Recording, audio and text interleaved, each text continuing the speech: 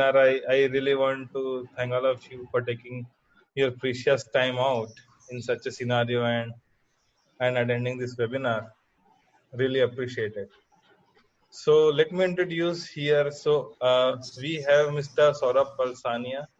He's ED commercials from Dalmia Cement. We have Mr. Unnikrishnan. We have Mr. Santimoy Chattopadhyay. We have Mr. Ajay Singh. And we also have Mr. Kamlesh and Mr. Akshar Bansal.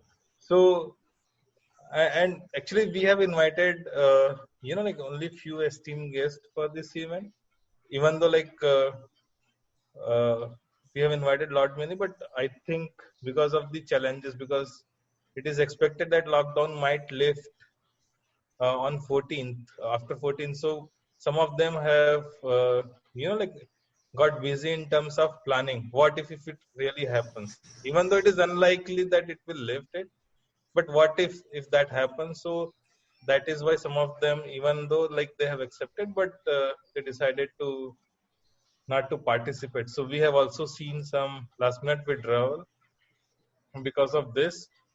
But having said that, we will go ahead with the meeting and with the esteemed guests, those who have joined, and we are expecting like few more, esteemed guests, those who have given the confirmation, they will join in the due course.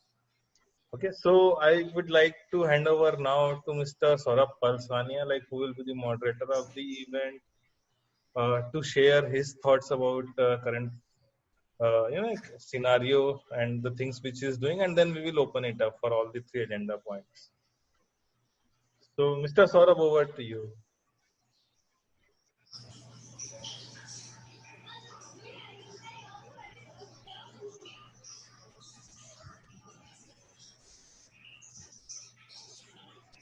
Saurabh sir, I think you are on mute. So thank you, Rahul, and happy evening, all of you. Well, as we know that even before the COVID-19 pandemic, the global scenario was confronting turbulence on account of disruptions of trade flows and slow growth. So the situation has now been much more aggravated due to the COVID and the demand and supply and the liquidity crunch. I think everyone is feeling pinch of it, and we are into those. I mean, we are planning for how to come out of it and what should be our strategy. And I think once the pandemic is controlled, the shape and speed of recovery will more so depend upon the markets of US and China and how their economy is, the nature of the growth of their economy as well as the traction of the global economy recovery. So I think presently we are securing the health of the population. Every country is securing the health of the population, and going forward, everybody will be securing the health of economy. So what I feel is that we'll have to unlearn and relearn everything. Whatever we have learned in the past, that has to be unlearned and relearn the new way of doing business. And most probably, I think what I can unlearn is the word Christ. So I'll call it before Corona, during Corona, and after Corona period. So it may be BC, DC, and AC. So we, before Corona, I have explained that I have experienced myself that there was a lot of disruptions due to trade flows, and we also know that the GDP has gone down from 5 to 5.5%, 4.5, and further there may be further decline in Indian GDP. I'll say that with this I feel that I have set the context, and let us learn about three of the eras, what is going to happen, and how the technology can help us during this period. That also we'll like to, I think, understand from Rahul and all the participants who are here. So with this, I again hand over this stage to Mr. Rahul. Yeah, thanks, Mr. Saurabh, for setting the agenda. So I would like to hear perspective from our esteemed guest as well. So anybody like who wants to share their perspective or maybe their industry specific perspective, and they want to set the agenda, broader generic guidelines, so then we can discuss this before we move on to the specific agenda points.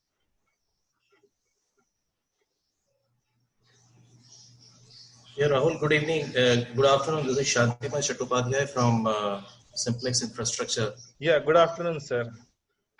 So it was really very much pertinent a topic to discuss today among all of us, and particularly the kind of challenge that we are facing and the kind of uncertainty that we are going to be in post this lifting of the lockdown is something that we have to strategize now. But to be honest, means we don't have a clear picture as to how it will evolve in course of time. But the lesson learned during this pandemic period or the lockdown period shall be the foundation of the behavioral pattern in the human, social, industrial, economic, and political aspects. Now, health and hygiene, Right. as you know, means health and hygiene and social distancing and the cooperation will remain in the focus. That is for sure. So there will be a lot of changes. The way we have been living our lives, the way we have been leading the business or doing the business or interacting with the people will be completely different. Of course, it will be a huge challenge. Unnecessary movement to remain at low. This will continue to remain at low. So strategic, the planning and other decision-making jobs will be preferred through digital collaboration. Means at least the trust will be there to do these sort of jobs on the digital collaboration. The labor-intensive workforce only to commute such that the load on the mass movement comes down. Having said that, more jobs from strategic to transactional or the operational need to be performed in digitized environment. Okay. Right. Then COVID-19 will accelerate the digital transformation journey of the companies as well. Of course, means digitization is something that we have been talking for the last 5-6 years maybe. Right. But with this COVID-19, right now we have been facing more and more thrust will come. Now, in every aspect, like I am the head of supply chain in a infrastructure company, so I know that the kind of challenges that we will get into, because where a lot of labor-intensive jobs are there. So be it lifting of the material from the store, the warehouse or the stockyards, shifting it to the working sites, then getting it done for the clients is something, a phenomenal task going to be in near future. So there will be a mammoth changes that people are going to plan. Of course, it will not happen overnight, but COVID-19 had set the platform really to think in that direction. The digitized warehouse, the stockyards, including the loading, unloading, stacking, bay operation, inbound and outbound logistics. In short, the digital warehouse with negligible human interface. So all these things will come in. Basically, Right. the problems will be more and more where it is the human interface is there. Okay, so definitely the automation and working in digitized environment will be the solution for tomorrow. But a country like India may not be in a position to immediately implement in 360 degree. But of course, the stage is really set to think in that direction. The problem that we are going to face post the lockdown is on the workforce, because this migrating laborers have really had a horrified time because they were hardly given any intimation before the lockdown. So these people, these laborers, will definitely decline to turn up immediately after the lockdown is lifted. So the construction and the infrastructure sector, as well as the manufacturing, will definitely have a very tough time, even 6 months post the lockdown, to to really rebuild the workforce to get into 50% of the capacity level to perform even. So this is what are the challenges that I face. So I think that's all from my side. Sure. So I will just share one very interesting study and the perspective, and then we will open up the forum for the other topics. Okay. So I was participating in some of the other like forums and especially the NASCOM and the other government forums. So what they have reflected is they have divided this entire journey. So as Mr. Saurabh was also saying, into 4 phases. Okay. So one is the COVID phase, pre-COVID phase, where anyway we are facing the challenges. And now after the COVID has stuck, so this April to July, this few months will they're classified as basically these are the respond months. So basically this will be more of the survival, the cash flows, the shutdowns, the various challenges, whatever we are hearing, and what Mr. Santomai has just reflected some of the challenges. And then from July 2020 to September 2021 is when they are expecting that okay, things will start becoming some kind of into normalized structure, some improvements will happen. Maybe we will be, by this time we would have unlearned some things, we would have learned something, and probably we will be more better prepared, that okay, to understand okay, this is the new reality, this is the new phase, or this is the new way of doing business.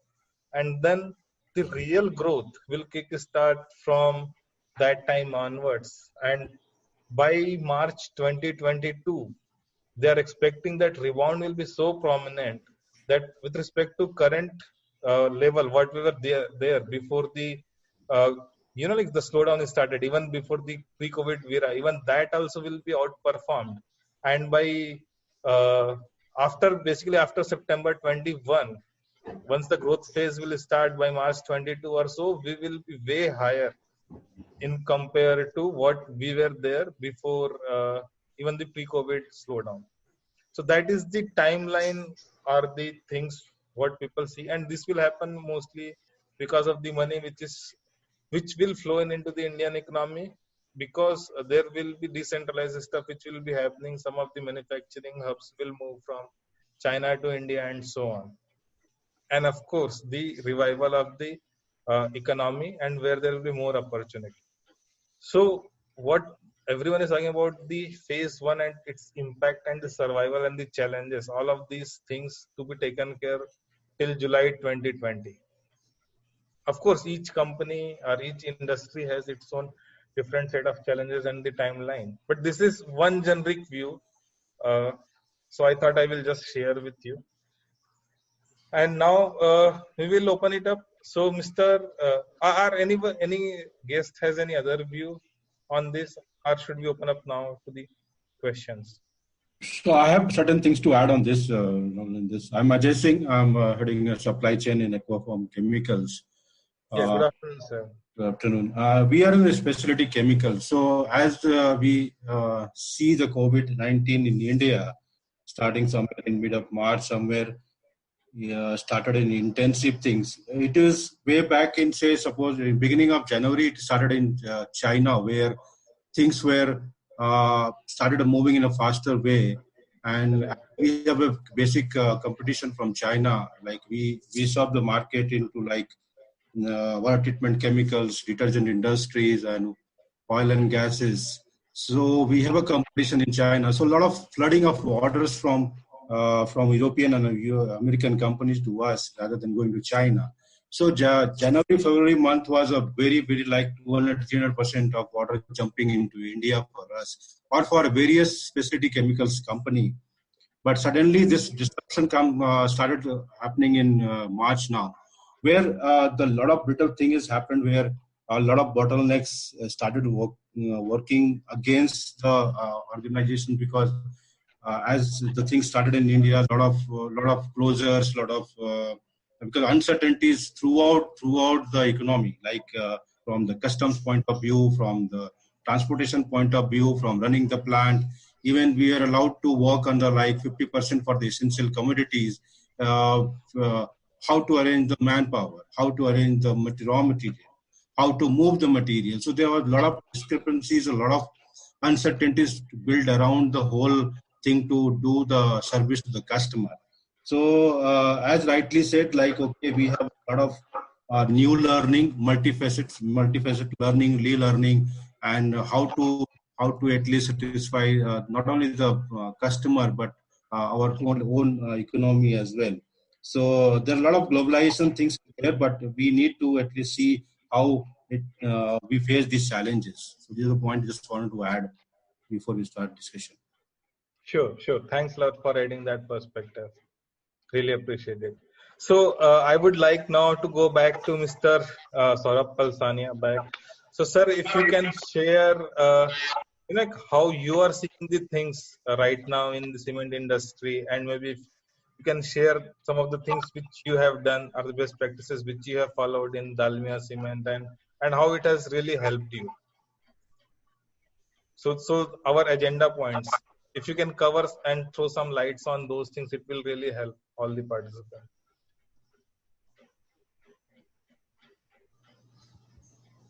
We have rightly gathered many. I mean, I could learn from Ajay Singh and Centimony, and because I mean, what they are facing. Point is that, like, ours is a cement industry, and we feel that most of it will be depending upon the chain of the transactions, like where the cement goes and where it is being used. Now, the immediate sector that comes into our mind is the infrastructure sector. Now, I think Mr. Santimani has rightly said that labor part will be the greatest challenge in coming days. And I think the labor who is there in the who are still there in the working with the industry, they will definitely go back as soon as the COVID is over. And the labor who is, or already we say they've gone to their villages, they will come back hopefully only after this monsoon is over, or maybe some of them may come back after the festivals are over. So what we foresee is that the market will be almost 30 to 40, at the level of 30 to 40% what we were perceiving for this next H1, you can say half year. So for the H1 part, not more than 40% of the projections will be met out. As you said that people will take time to stabilize during that period, to respond to the challenges that will be there in the coming days, and to react to the market pressures. So one is that whenever any industry, every industry has to face the cycle. How raw materials will reach to them, any manufacturing industry, how those raw materials will reach to them, how much they will have to, based on the market response, how many orders they will receive, and how much inventory they will keep. So almost every industry will be struggling to run. Say every 4 or 5 days, it has to either stop down their plants and wait for the new orders to come, or to wait for the stocks to be emptied out, and then again restart. And during that period, say we'll have to reinvent the prices of everything. Maybe it is raw material, we'll have to reinvent the prices. Maybe it is finished goods, we'll have to relearn that what is the market demand is and how it has to be met out through our current, say, whatever cost of production is there, our bottom prices. So everything has to be reinvented. And you can see that the crude oil, the way it is falling down, so ultimately it will have an impact on various raw materials as well as the logistic cost and everything it will impact. And similarly, the raw material cost, people are now in India, what happens that, as globally also it is very, very, very well said that it will be only India and China who will be coming back very fast on this. Will be covering on the fast track basis. But again, say many exports which are being, many of our industries depend on imports from China and partly from the European countries. So that will also be a challenge. Then secondly, what the government is thinking is to bring up MSME industries, to help them to establish, to help them to start producing those items which are especially being imported from China and other countries. So that will also have a gestation period. So ultimately, somewhere where the imports were cheaper will face the cost. The cost will rise. Maybe initially we'll find some cost. To be thrown on the to acquire more and more labor, and maybe that with the passage of time it will go down. But somewhere it will be definitely like logistics, like steel industry, maybe pharma industry. They will be having certain challenges to run, as they are the essential commodity industries, and they are still running. So we do not know how the market will react.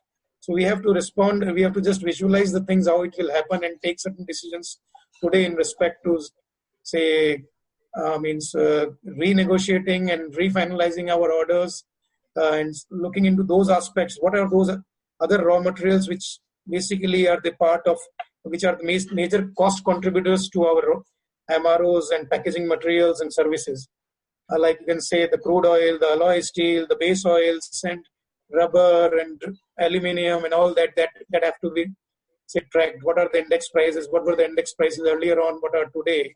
And based on that, we'll be reinventing the cost. And then many companies, as on date, we find that lot many force majeure letters are being received and issued by everyone. So how the people will respond to that? How the Section 56 and the courts will help us on that, or whether it is because in India mostly the emotions work and we just talk to each other and come out with solutions. While in case of imports and exports, every word in the contract means, and it will be governed by those words only.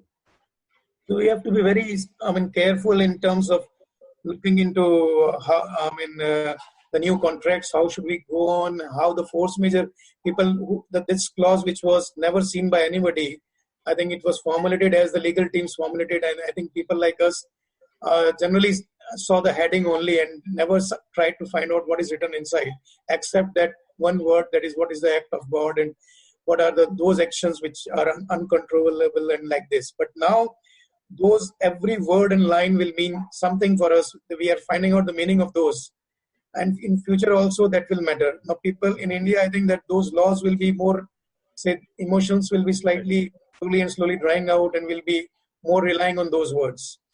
So there we have to see how the market is affecting, what are the industries which are affecting, what are those sectors which are interdependent, like pharma industry. I think we are in cement industry using a lot of, say, waste being generated. We are processing it in our industries.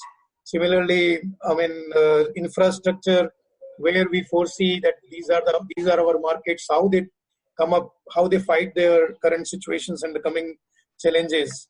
What will be the how the, say, purchasing power in the hands of the consumer, that will also be a big factor affecting it.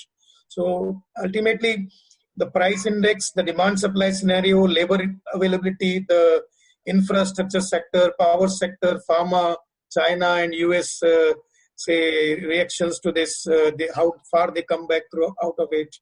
And then ultimately the demand in Asia and Europe, that will be the major factors determining our future next 3 months at least, and then the way we react to it. This is what I can add. And I think people like Uni Krishnan, and they can also add something because they are from these industries which are the basic industries in India today. So I think they can add something more to know for our learnings. Sure. So I believe the stage is open now for some of our esteemed participants and the guests, if they can share some light. Maybe Mr. Unni Krishnan, you want to start and share your views?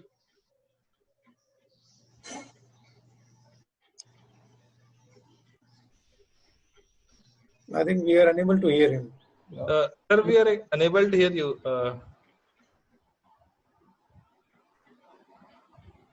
Can you hear me now?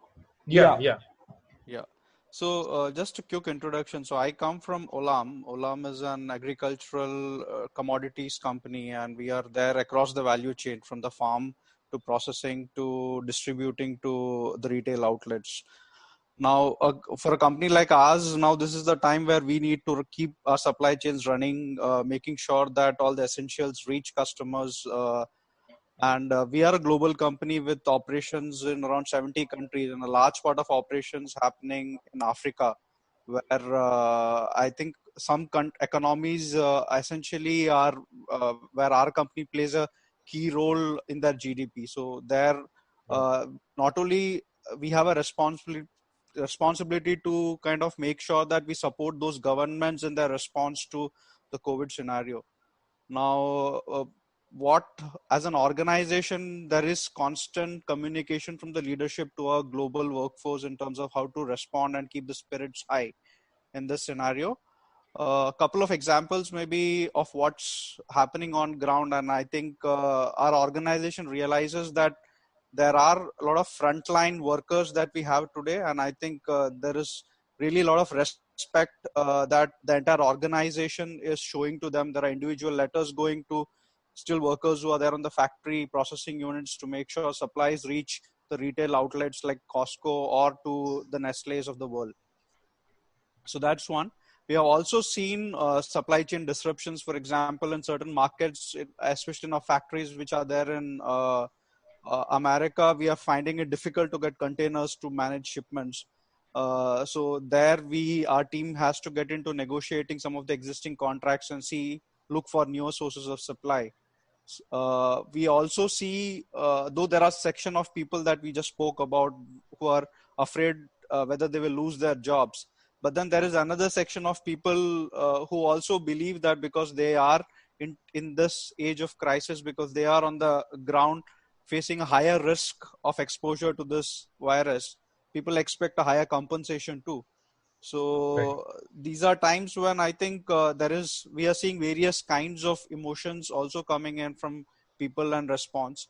So as I think Rahul, you were saying, there will be a response curve for COVID for different organizations. I think in our organization, we have taken a judicious kind of view how this quarter would go.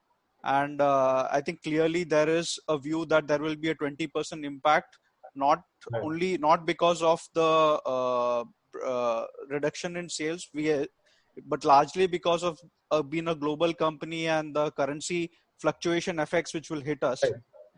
So from that perspective, that's the impact that we are looking at. And a lot of austerity measures have also been taken in its response, starting with leaders taking pay cuts and many employees coming forward to make contributions.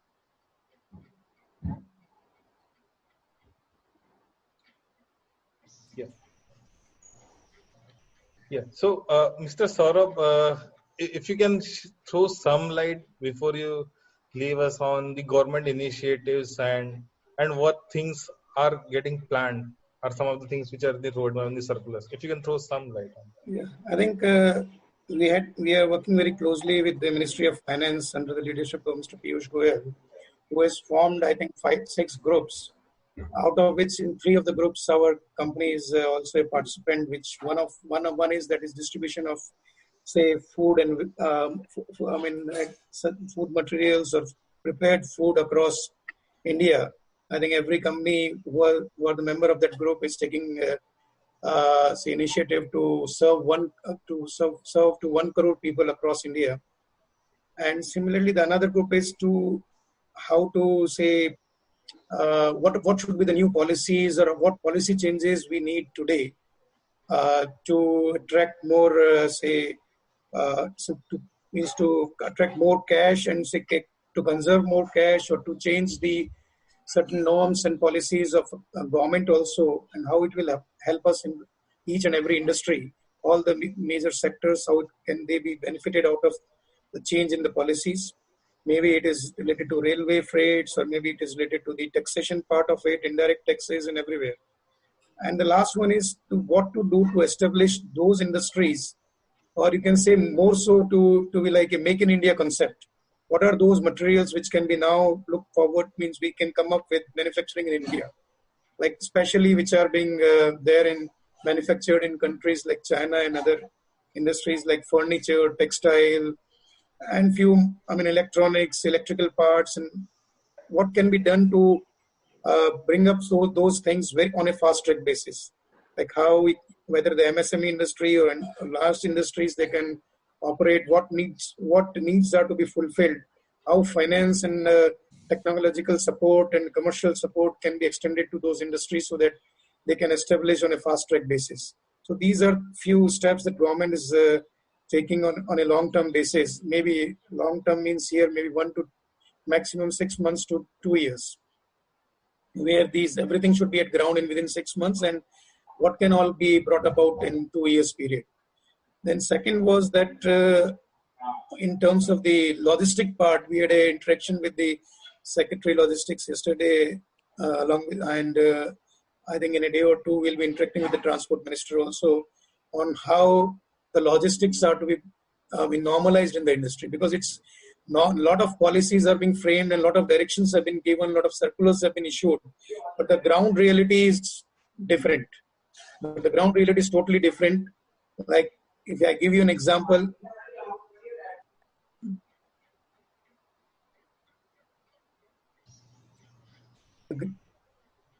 the ground reality is that the driver is not allowed by their family members to come out. Second is that if they come out also, the police is not allowing them to reach to their trucks. Right. Third is that if they reach to their truck, they are not getting the e-passes for those trucks. Now, All India Transport Association, they have come up with the e-passes module, where the e-passes can be taken out through software, and they can get those e-passes, and all the drivers and the truckers can move accordingly. So on the logistic front, it is first very essential, like the Adani Group and many groups, they were part of that meeting, and they said that in few days edible oil will not find edible oil in the market. So how to push it, and how the people realize that the drivers and the truckers are also like medical officers in our country, what the role they are playing. So ultimately, to normalize the logistics and to normalize the essential goods availability in the market, that is the first step that needs to be taken in next 7 days. And for that, I think various toll nakas are also being now used as sanitizing booths, and directions to the driver, just how they have to be sanitized there, and the directions how they have to move and how fast they have to come out of that city, and what should be their traveling time, what should they do and they do not do. And then important is that how the military trucks can be deployed. If suppose in next 2-3 days it doesn't, the local truckers doesn't turn up, then for essential goods, how the military trucks can be deployed. So this was also discussed. I'm not saying that it is being finalized, but this was also discussed because the movement of military trucks will be much easier and much controlled, and people will know that these trucks are bringing essential goods only. So that was also one point that was discussed. So every ministry, whether it is finance ministry or the industry ministry or the MoHUA team, and all are on the job. And I think what I can say is that since we have been interacting them regularly since last 7 days, right from the minister to the secretary level and their team below, they are working 22 hours a day. The only thing is that the reality is not coming down on the ground because of many other disruptions. But I think we'll come out of it, with industrial support and with each other's support and the government support. I think we'll be the quickest to come out of this scenario. Sure. Thanks, sir, for sharing those appreciable views. So thank you, Rahul, and thank you, I think, teammates like Unni Krishnan, and thanks Santimoni, with Mr. Vivek Gupta, Sanjay, Manish from Sri Cement, Rohit Bhatnagar, Ajay Singh, and all. And it was a good time with you. Thanks a lot. Yeah, so I'll take a leave. Thanks, Saurabh. Thank you. Mr. Sanjay, I believe Mr. Sanjay has a question, so can you ask? So I would like to share set the context, and then we will move. So basically what we were discussing is that basically the industries are basically getting classified into 3 broader categories at this time frame. So one is basically the essential ones. Okay, so like foods, FMCGs, pharmas, and now broadbands and ISPs, they also have been included under essentials ones. So those are like up and running like 24/7 basis, right? And then there is a second set of companies, those are semi-operational. So like chemicals or the certain other industries which basically act as the facilitator or the raw material for this. And then the third one are the basically from the industries which are not running.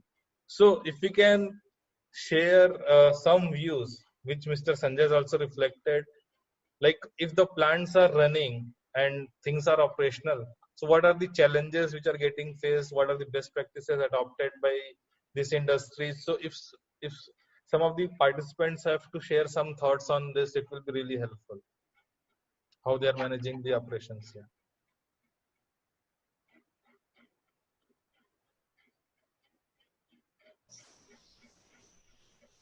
Rahul, I can take it. Ajay Singh here.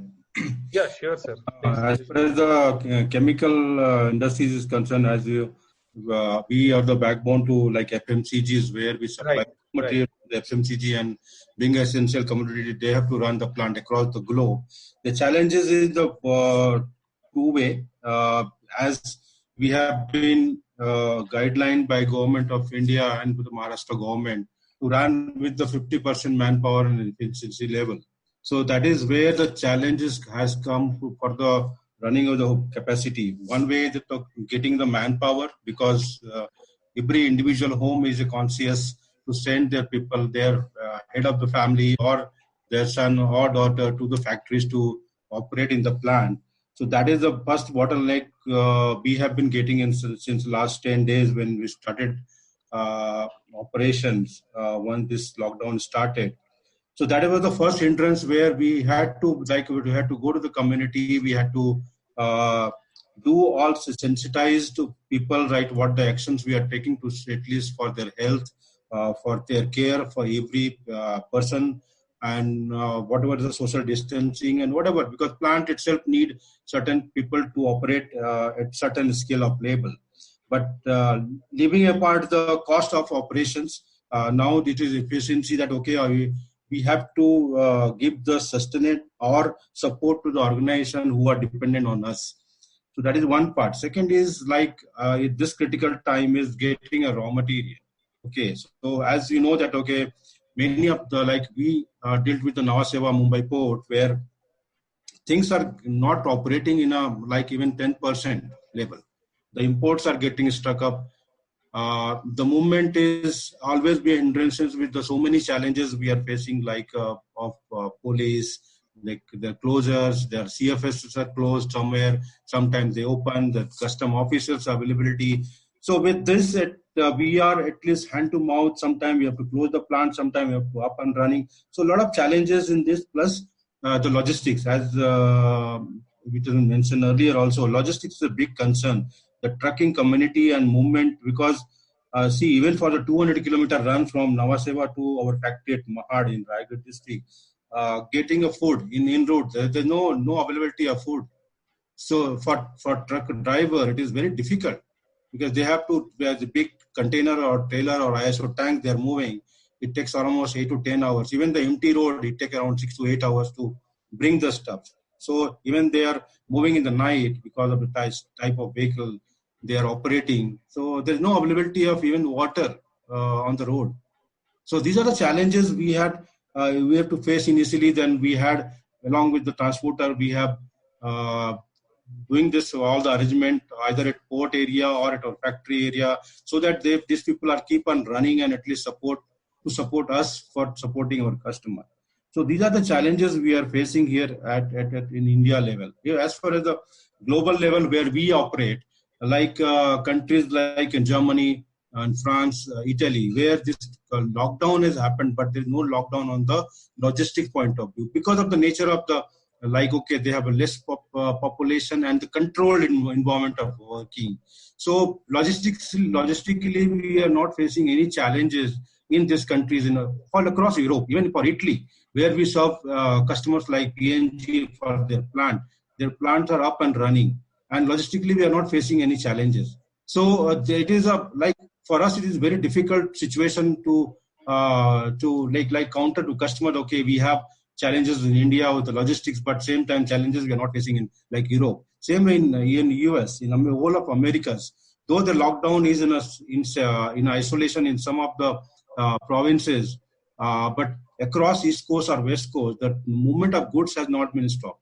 So economics-wise, if we see, I'm not talking about political decisions of government to government, but as far as the business is concerned, there are a lot of thing which has been a difference of way of operating in the different countries. Even from material getting it from China, now it has been eased down, but it was a nightmare for a couple of months back when we had a dependency of around 40% of raw material being imported from China. So the option was like from waiting from Europe and US, but now the condition is that even some part of China has been open, but again, from where to get the material, raw material as such. So there are a lot of challenges are there for us, but as we are operating on the minimum thing, and as in the beginning itself we discussed about, we have learned all of the whatever last, I think, decades together, we have not done things, then again it has learning position has come. So there are a lot of things is there where we have like to manage the global manufacturing, not only in this, the whole supply chain model we have to rework, and the whole thing is the behavioral and capability lines. This is one of the things which we have learned in very hard way, and I think this is the point I have to add. Sure. Thanks, sir, for sharing those valuable insights. So now I think let's move on to next agenda point, which is more related to the how leaders visualize the situation post the COVID period. So probably everybody is talking about that. Okay, hey, like Q1 and Q2 are gone. Q3 onwards only some kind of recovery and things movement will start happening. And with Goldman Sachs coming up with some scary number that okay, even after Q3 and Q4 recovery, the GDP growth might be as low as 1.6. Right? It is not going to touch even 4 or 5, which was earlier projected. And RBI has not commented any number, but they have also reflected that okay, the earlier published GDP numbers are definitely not meetable, right? So given this scary numbers are the projections which are coming up, so how the leaders visualize that okay, going forward, whatever which we are doing right now for sustenance, but what after COVID, how the things are getting planned. So maybe if somebody like to take this question and answer, it will be really appreciable. Yeah, so Shantimay Chattopadhyay once again. Yeah, sure, sir. You see, as Ajay Singh was talking about the logistics, and I fully agree with him, that is the first and foremost area which needs a huge repair and a shy of relief. Because, you see, even I was just going through that this pharma and the medical device equipment manufacturers, okay, so that is right now at the essential commodity stage, and which needs to be in full blow, so that people get these services as and when in plenty, in abundance. Now they are also operating at 20 to 30% capacity due to the logistic phenomena which is right now, and plus the shortages of the manpower.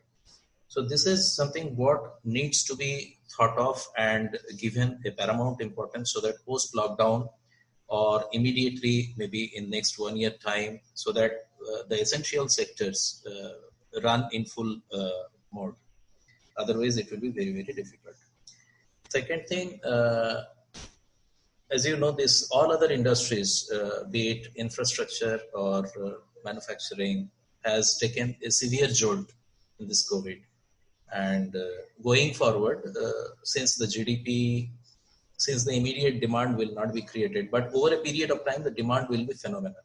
Now, looking into that, we have to basically step into those kind of strategic modes, so that we can cope up with those kind of a demand. But till such time, I think the financial sector has to basically support the industries to large extent. For example, the mid-scale companies, infrastructure companies, who were already suffering a working capital crunch in the pre-COVID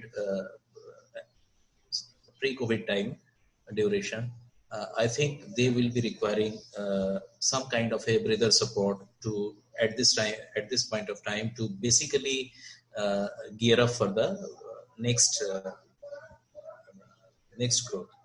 So already the RBI Central Board Director has asked the banks to fund the interest accumulated and also on the loans, and also to reschedule the loans by 6 months from October 2020. So that means the RBI is also thinking of giving kind of a financial breather to the stressed companies in the infrastructure and the manufacturing sector who are incapable of funding or repay the loans or the interests accumulated. So that will be something in the clear focus. Otherwise, in the long run, the kind of growth that we are thinking or the bounce back of the economy that we are thinking will never materialize. Again, we have to think of relaxing the input duties for all those essential commodities or the input material for the essential commodities, which are at this point of time very important, and we have to basically give a input duty holiday or rather negligible input duty for those items so that it is manufactured to the full scale. Video conferencing has already taken the front seat of the interactions and the people communicating with each other. So I found that this Microsoft video conferencing has surged its demand by 1,000%. Okay. Right. So is the situation with the other platform as well. And I believe there will be a huge challenge in meeting the bandwidth requirement of the sudden surge in the data requirement or the data usage. Now, this already Huawei for the 5G is in world outside China is a question mark because of after this COVID, now people are thinking how to become self-reliant without taking help from China. So naturally, the 5G without Huawei, people have to really think of and gear up to cope up with this additional bandwidth requirement. So this is immediate. And going forward for the long run, medium to long run, I think there are a lot of things which others and we have discussed already. We have to think, but immediately the essential service, the input duty has to be relaxed or made as less as possible. The transport sector has to be given the real boost so that all the healthcare requirement or the personal requirement has to be taken care of. Then this data requirement, this 5G and all, just now what I have discussed is something which is very essential. So all these things I think in short term, we have to basically boost. Yeah, sure. Thanks, sir, for sharing those valuable insights. So any of the guests, like those who want to contribute something more on this line? Rahul, this side Sanjay. I Yes, sir. agree with most of the participants that the time which is through which we are going through is a tough time.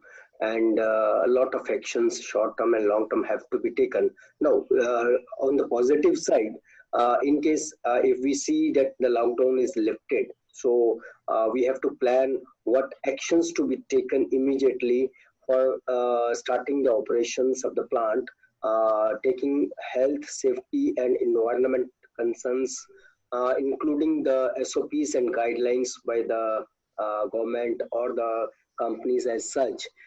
So what are the equipments which have to be procured on immediate basis to make the plant running, like at the factory gates, at the entry points, we have to install disinfectant tunnels, which now normally are there in pharma plants, but not in the other organizations. But now it will become a norm for certain period of time. So we have to get these disinfectant tunnels, and at the same time we have to have sufficient stocks of PPEs for our own employees, because as you have rightly said that the families are not allowing their earning members to go out, be it executive, be it in workforce, or be it in a top level. They all want safety, because as rightly said by Saurav also, that in India emotions work more than the other things.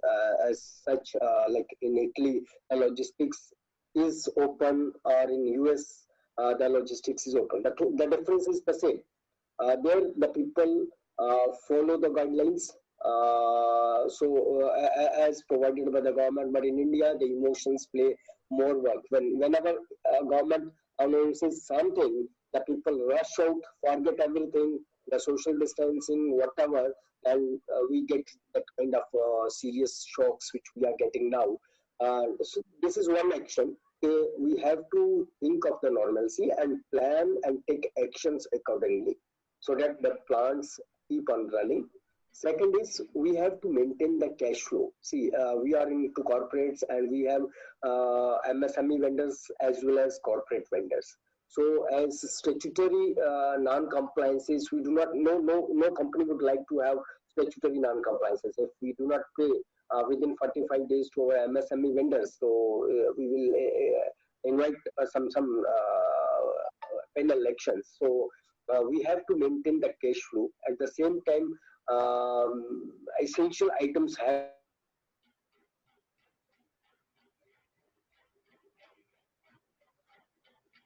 so that is very important. This is what we are doing also. We are rationing the payments because as you are all aware, we are into chemicals, and this soda ash is a kind of institutional product and not into the retail. So but definitely this comes into FMCG, because as you are aware, our soda ash is being used into detergents and soaps, which are in high demand as of now. But as such, the soda ash plants are not operating, or operating with a very reduced, because of the unavailability of the labor.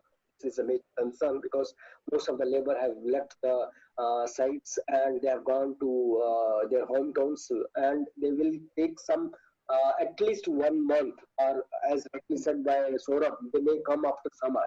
So this is really going to be a major challenge of unavailability of the manpower. The third is we have to ensure the logistics, not only the inbound but the outbound also, because somehow we are getting the inbound material which were in transit during the lockdown period. We have certain capacity beyond which we cannot store. So, and at the same time, since ours is a continuous process plant, we cannot continuously produce until unless there is something which is removed from the warehouses. So, logistics is another area where we have to ensure that some companies, in logistics companies, get licenses to operate, so that they maintain and comply with the government guidelines. This is one thing. Apart from the other option of utilizing military or the trucks and all. So that is the last resort which the government should go. But logistics is another problem, because we are getting the problems in my raw materials incoming and the outflow of my product, final product. Then fourth part is we should have to look into the sustainable actions, like some of the activities we have outsourced, which our in-house team can do. That initiatives were taken just to make sure that we can get rid of the overheads. But now, because of the current situation, we have to take back such actions which can be performed in-house to remove the dependence on some of the things on the other vendors or the other, you can say, sources. So this is one thing. Second is this time is being used as in our organization in automation of operations. We have to prioritize which are the operations where headcount matters, and we have to ensure that we have to identify those items or areas also where the things can be automated and the people can work from home.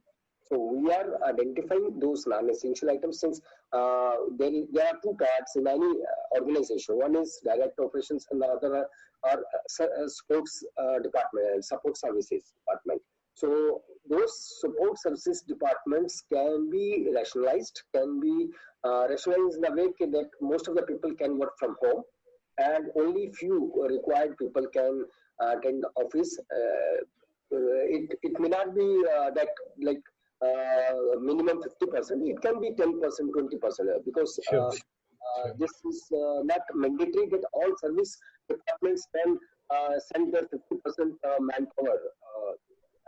Long term, it is good to help the environment also, and at the same time costs also. We can rationalize and on the cost, learn and unlearn certain things which are mostly the viewpoints of the most of the members. So this is what we are doing. We are identifying the non-essential item works, and then again standardizing those non-essential activities so that it can be performed remotely. So this is how we are now working, and will continue to take actions in this. Our company may think of normalizing, or you can say regularizing work from home over a couple of months from now for certain operations, certain work. Yeah, sure, sir, for sharing those views. So, in the similar line, I will share, the findings of some of the global surveys what have come in. So, what is the essential nut? The findings are that 74% of the organizations are preferring that work from home has actually ended up, increasing the productivity for 5 to 20% kind of work profiles. So going forward, they're preferring that, at least anywhere between 5 to 20% of the people should be allowed to work from home. So this should be the new policy. Yeah. Rest of the 80% people is still, wherever there is a human dependency and all, they have to come to the office and work. And it is only 26% of the organization, those who have found out that, okay, work from home has effectively led to less productivity, but it is only 26% of the such companies have shared those views. So this is just one of the findings. And now with this, given like we are running short of time, I would like to briefly touch base the role of technology, what leaders perceive going forward post COVID gets over. And I would appreciate if somebody like from the guests, those who have not spoken, and if they want to share some view, if they can share their thought process, it will be really helpful. Sir, anyone want to take the lead? Maybe Mr. Vivek. Rahul, since I am into commercial, I am into purchase, so I have taken initiatives of automizing all my commercial activities, procurement activities. Even I am thinking of getting the services also taken up into those initiatives, so that the services also can be, you can say, documented, materialized, and those can be also gone through these automated rules, automated platforms which are available. And from PR, prior to PR, I can say from RFI, request for information, from that point till the payment is released or realized by the customer, by the vendor. So all those operations I am looking into, and I have conveyed to my management also that since the norm is, as you were saying, 20% can work from home and 80% can come to office, I will say that 80% can work from home and only 20% have to come to the office. This is how I am visualizing the activities in my particular area, and I will make sure that we will make best use of technology, which is available in different forms. We have to collate and get the best benefits out of it. Yeah, thanks, sir, for sharing those views. So, any of our esteemed participants, if they want to share their view, like how they see the role of technology going forward. So, Rahul, this is Ajay Singh again. I wanted to share that, globally, actually, we have been actually aligned with all our customers and all the channel partners working on a digital platform from so many years. But the challenges was in domestics. Domestic, that too, factory environment where we are operating, and there are a lot of like invoices, like P2P model, where like procurement to payment, where you have a lot of documentation, physically documentation required for verification for a lot of from audit purposes and all other things for bill passing, like logistics, transportation, and all those things. So we were actually, since some of the few months, we were looking into like why not to implement the RPA process in this. And I think this is the time where I think we have last 1 month, it has given us a lot of actually free of like error-free documentation process and on-time payment processes. And so I think the RPA has helped us a lot in this. And this tool has at least given us a lot of freedom and a wide thinking at where we should go ahead in the near future. So I think one of the point is very critical for us in the recent time, what we have acknowledged. Sure. Thanks, sir, for sharing those views. Anybody else like who would like to share their views on this before we conclude, summarize and conclude? Yeah, Shantimay Desai. Yes, sir. I think this, the technology will definitely have the major role in the post-COVID arena. Like whatever my previous speakers have said about the technology is mostly on the transactional side, whether it is a source to procure to pay, and entire procurement operation or the commercial operations. But in addition to that we are aware, means like the digitization of the entire procurement process, the platform support, the cloud-based support, which the intelligent support, which basically takes care of the error-free as well as the paperless concept for doing the entire process.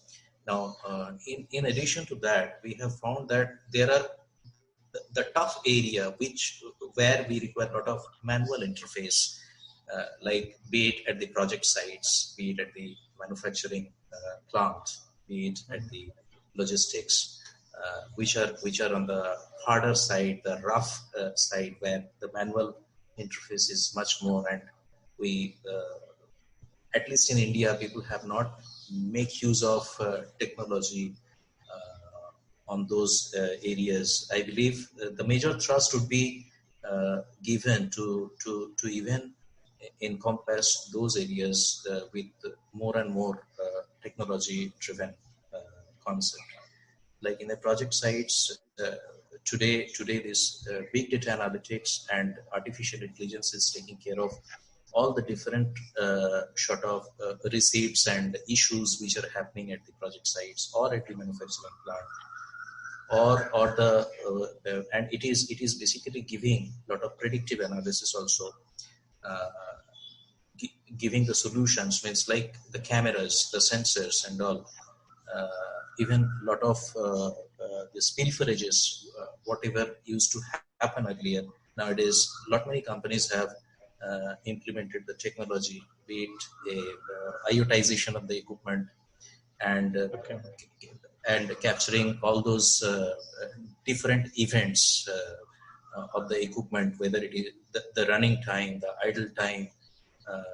So all those things are captured in the form of data, and those data are getting analyzed over a period of time and giving a lot of predictive analysis as to what is the pattern of the usage, whether the usage can be furthermore optimized, increased, or something like that. Any opportunities are there. Similarly, in the manufacturing also, the warehousing, the movements of the intermediate goods from one workstation to another workstations, and then the storages. So all those things are captured through this e-link basically. I think these are the areas, and also the logistics, which I was taking another rough area where today the 4PL and the 5PL logistics have come, where in fact when I was in L&T, we had implemented this 5PL logistics wherein we had our central server actually at Chennai, and where from we had mapped all the vehicles. The vehicles were having all those GPS chips, so that the movement of the vehicle we could record. and when the vehicle is reporting, when the vehicle is unloading. So all those things used to be recorded. So I believe that the areas other than the transactional and the commercial, where things are relatively very hard, rough, and dirty, I believe those are the areas where more and more trust will be there. How to digitize, how to make things more smooth in the post-COVID arena, where the social distancing, the less human interface would be of paramount importance, are to be looked into. And I believe that Maven Vista is a company again, which is a technology company, and I believe you may be having some much more knowledge and updates about all those things that can be taken up from now on, or maybe given much more importance. You can also share your views. Right. So thanks, sir, for sharing your views and giving so much importance to us. Yeah. Rahul, I agree with sentiment. We have also taken initiatives not only into procure to pay, but we have taken initiatives like integrated transport management system. We have taken initiatives like Historian, like IoTs in our manufacturing sector. In human resource management, we have taken initiatives for automation of HRM module. We are also doing energy management system that is also through the use of radars and sensors and all those equipments, cameras, etc.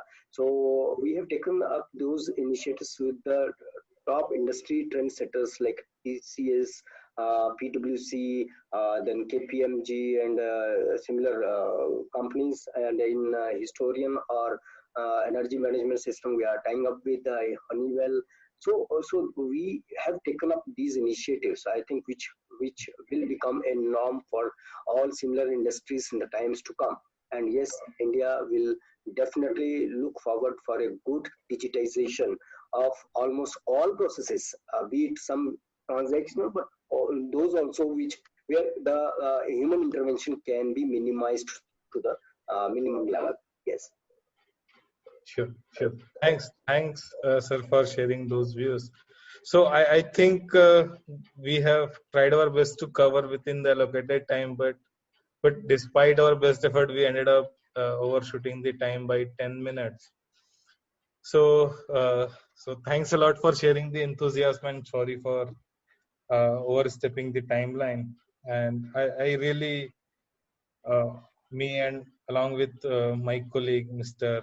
Akshat, Kamlesh, and Maven Vista as a family, like, we really want to thank each and every one of esteemed participants, those who have joined here, share your views, okay, the challenges and what you are planning to do in terms of, like stabilization, pre-COVID, post-COVID, and what technological inputs which you foresee going forward. Thanks a lot again for joining and sharing your Thank views. you, everyone. It thanks. was indeed informative discussion. Thank you, everyone, for joining us. Thank you. Thank you very much. Thank you. Thank you. Thank you.